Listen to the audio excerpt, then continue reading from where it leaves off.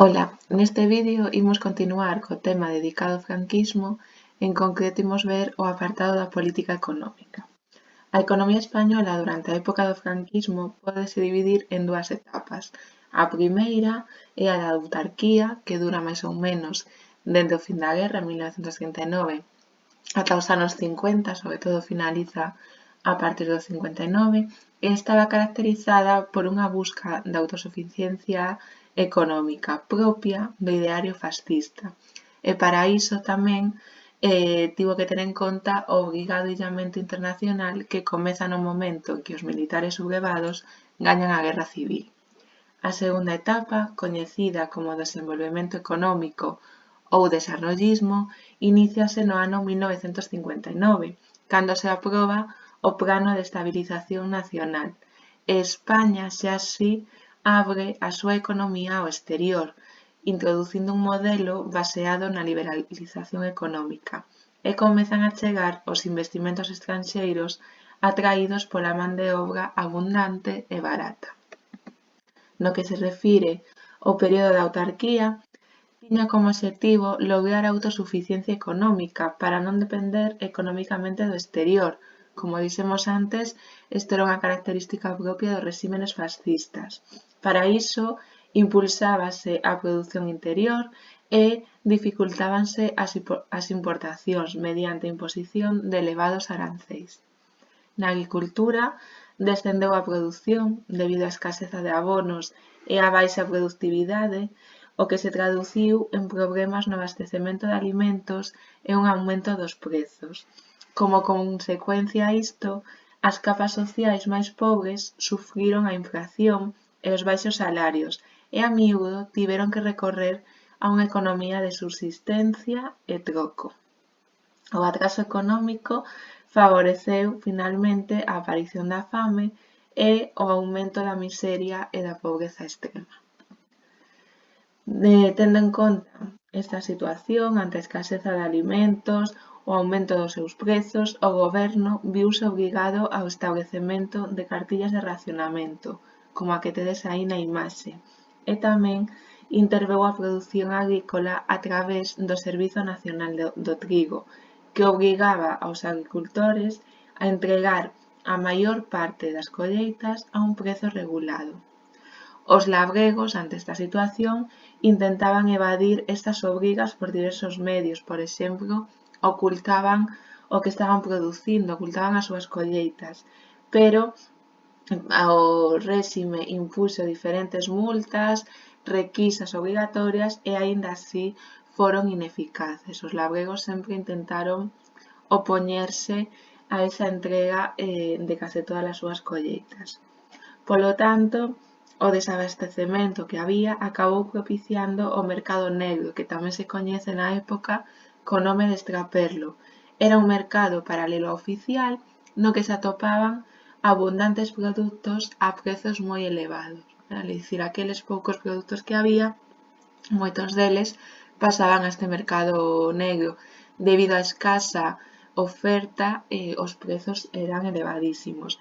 A quen favoreceu toda esta práctica? Pois principalmente o amiguismo, é dicir, aquelas persoas cercanas ao réxime, condicionou tamén unha alta capacidade de usura e acabou enriquecendo a todos os sectores máis próximos ao réxime franquista.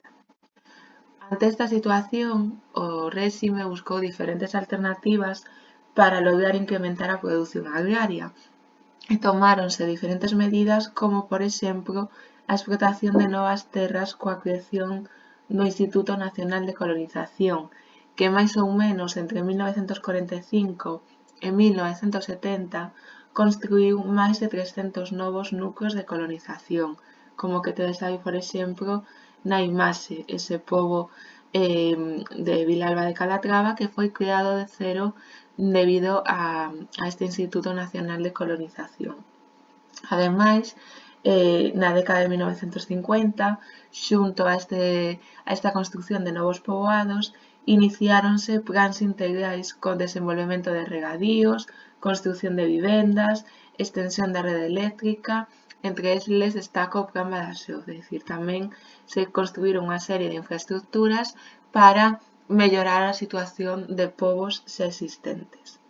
En 1952, ademais, aprobouse a Lei de concentración parcelaria, para evitar o minifundismo e facer máis rendibles todas as explotacións. A pesar da propaganda oficial que se fixo destas medidas, ás que se lle deu moitísima importancia, é certo que os resultados foron bastante escasos. No que se refire á industria, seguiuse a política intervencionista, igual que en agricultura, coa creación do Instituto Nacional de Industria en 1941, para, con el, poder controlar a produción dos sectores industriais básicos, cuxo maior inversión e promotor era o Estado. Aínda evitando o contacto económico co exterior, o certo é que había unha gran dependencia tecnolóxica e enerxética do estranxeiro, o que provocou que non se puidesen cumprir os obxectivos marcados. No que se refire ao transporte, destacou tamén a intervención do Estado coa nacionalización da rede de ferrocarrís de vía ancha e a creación tamén en 1941 de Renfe. As transaccións comerciais estaban tamén moi fortemente intervidas polo Estado e o comercio exterior organizábase a través dun sistema de licenzas e acordos bilaterais, mentras que o comercio interior estaba regulamentado pola Comisaría de Abastecementos e Transportes dende 1939, é dicir, todas as transaccións comerciais dependían do Estado, estaban regulamentadas tanto a nivel exterior como os intercambios comerciais a nivel interno. A partir dos anos 50 vaise iniciando a recuperación económica, que se produce sobre todo grazas a dous factores fundamentais. Por un lado, como tedes aí, as boas colleitas dos primeiros anos da década dos 50 que permitiron que se fosen recuperando as taxas de produción anteriores á guerra e, por fin, despois de todo o período autártico, conseguiuse ter excedentes agrícolas. O segundo factor moi importante foi a cantidade de divisas, materias primas, fontes de enerxía e bens de equipo que se proporcionaron a través dos acordos firmados con Estados Unidos. En 1953, España consegue firmar un pacto con Estados Unidos. Este pacto, a nivel do réxime, supúxolle un triunfo forte á opinión pública, vale? Vaille dar un impulso político, porque o que lograban era que Estados Unidos axudase económicamente o réxime, vale? Como acabamos de ver, con divisas, materias primas, con bens de equipo, etc. Que ocorre? Que a cambio desta axuda económica permitíase instalar en España bases militares de utilización conxunta durante 10 anos, renovable en outros períodos de 5 anos. Por exemplo, a base militar de Rota. Así, o negativo deste acordo era que o territorio español podía ser utilizado sen consultar con goberno nunha situación de guerra. E pensade que os anos 50, en plena Guerra Fría, a nivel bélico, digamos que había unha tensión moi elevada no mundo, sobre todo entre Estados Unidos e a URSS, vale?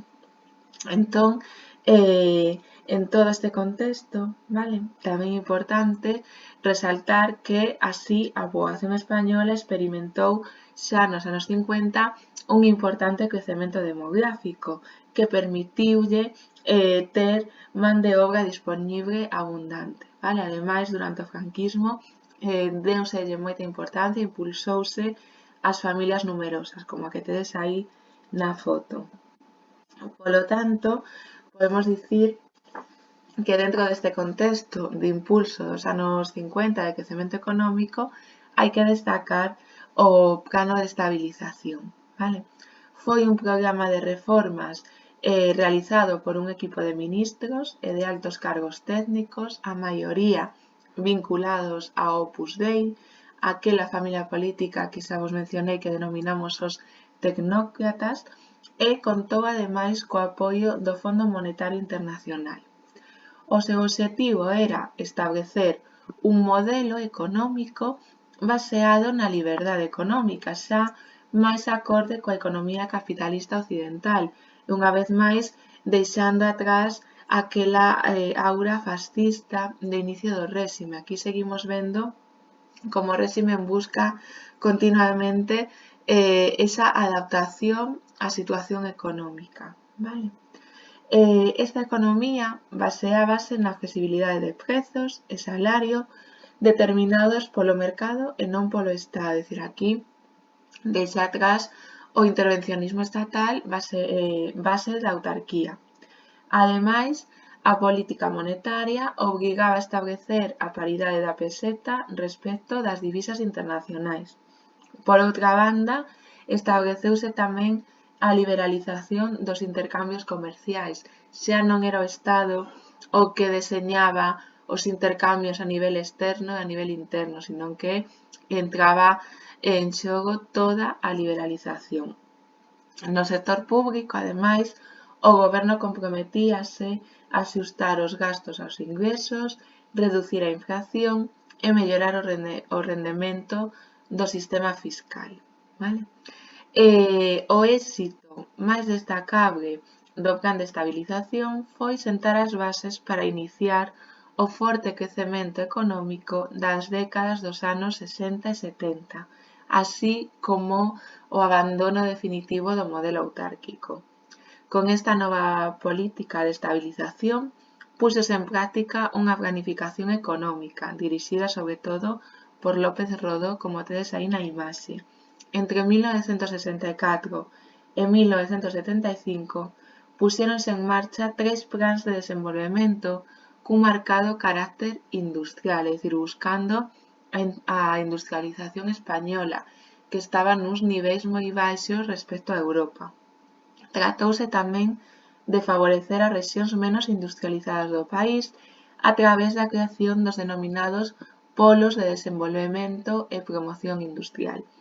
Estes polos o que buscaban era potenciar a creación de novas industrias en localidades nas que había ou ningunha ou moi pouca industria. Por exemplo, aquí en Galicia estableceronse estes polos tanto en Coruña como en Vigo.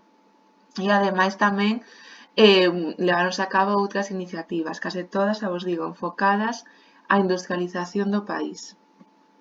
Así, entre 1960 e 1975, producirase un crecemento espectacular en España, como tedes aí na táboa. Fixadevos a diferenza entre o primeiro período ata os anos 30 e o período entre 1960 e 1973, como crece o PIB, vale, o Producto Interior Bruto, tanto per cápita como real, e fixadevos como en épocas posteriores volve baixar, vale, foi un crecemento moi espectacular, eso que se denomina incluso o milagro español.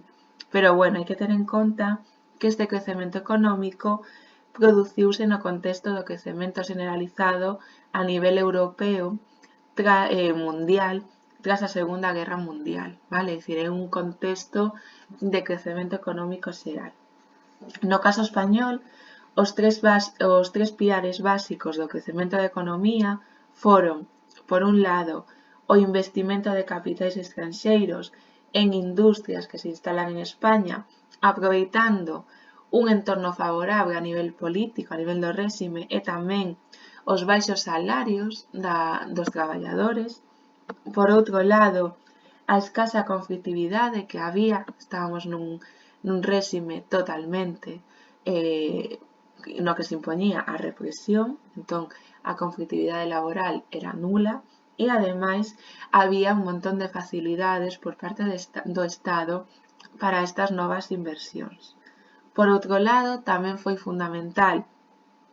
fundamentais, as remesas enviadas polos emigrantes españois en Europa, vale?